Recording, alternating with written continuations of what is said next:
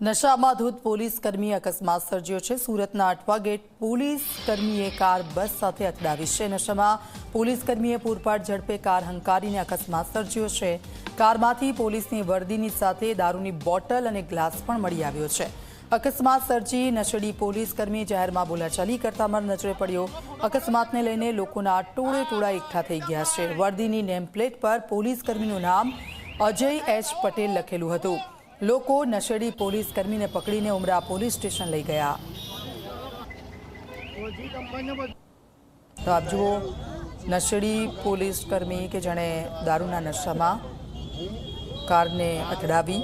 નશામાં ધૂત પોલીસે સર્જ્યો છે અકસ્માત। તેના ગાડીમાંથી દારૂની બોટલ સાથે ગ્લાસ પણ મળી આવ્યો છે, વર્દી પણ મળી આવી છે। અજય પટેલ નામ છે આ પોલીસ કર્મીનું।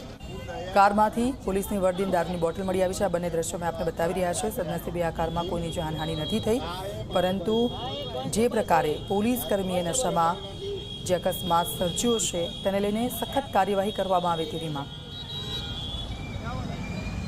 સુરત શહેરમાં પોલીસ કર્મચારીએ નશાની હાલતમાં બીઆરટીએસ બસને અડફેટે લેતા અકસ્માત સર્જાયો છે।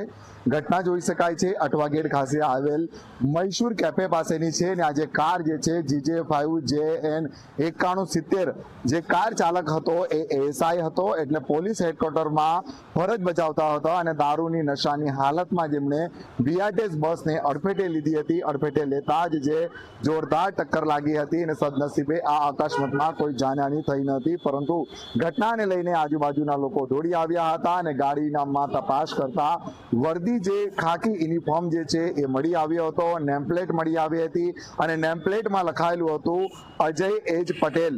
જે કારમાંથી દારૂની બોટલ અને ગ્લાસ પણ મળી આવી હતી। નશો કરેલી હાલતમાં પોલીસ કર્મી અજય પટેલને પકડીને ઉમરા પોલીસને હવાલે કરવામાં આવ્યો હતો અને ઉમરા પોલીસે જે છે અજય પટેલને પોલીસ સ્ટેશન લઈ ગઈ હતી। પરંતુ મહત્વની વાત એ કહી શકાય છે કે લોકોમાં ચર્ચા ચાલી રહી છે કે ગાંધીના ગુજરાતમાં જ નશાની હાલતમાં પોલીસ કર્મચારી મળી આવે છે અને આ પોલીસ કર્મચારી નશાની હાલતમાં બેફામ રીતે કાર ચલાવી અકસ્માતની ઘટનાને અંજામ આપતો હોય છે। દ્રશ્યો જોઈ શકાય છે કારના બોનેટનો શું હાલ થયો છે, એટલે બસને અડફેટે લીધી છે। જો કોઈ બાઇક ચાલકને અડફેટે લીધી હોય તો એનો જીવ નક્કી જતે। આ હું તમને કાર બતાવી દઈશ। પોલીસ દાદાની કાર છે એટલે બ્લેક ફ્રેમ તો રહેવાની જ છે। સામાન્ય જનતાની જો કાર હોય તો ટ્રાફિક પોલીસ અટકાવીને આ બ્લેક ફ્રેમ હટાવી દેશે અને દંડ પણ કરશે, પરંતુ પોલીસ દાદાની કાર છે।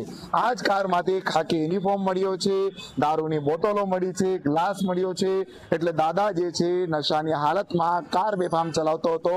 કારણ દાદા છે એટલે કોઈ કાર્યવાહી કરશે કે નહીં, પરંતુ લોકોએ પકડીને તો દાદાને પોલીસને હવાલે સોંપી દીધો છે। આ કાર તો હાલ લોક જોવા મળી રહી છે, પરંતુ જે કાર ચાલકને હાલ જે પોલીસ કર્મચારી જે છે તેને ઉમરા પોલીસે જે છે તેને અટક કરી છે અને તેની ઉપર કાર્યવાહી કરી છે। પરંતુ મહત્વની વાત એ કહી શકાય કે જે પોલીસને લોકોની સુરક્ષા કરવાની હોય છે ને એ જ પોલીસ રાત્રિ બેફામ રીતે જે કાર ચલાવતા હોય છે બિન નશાની હાલતમાં।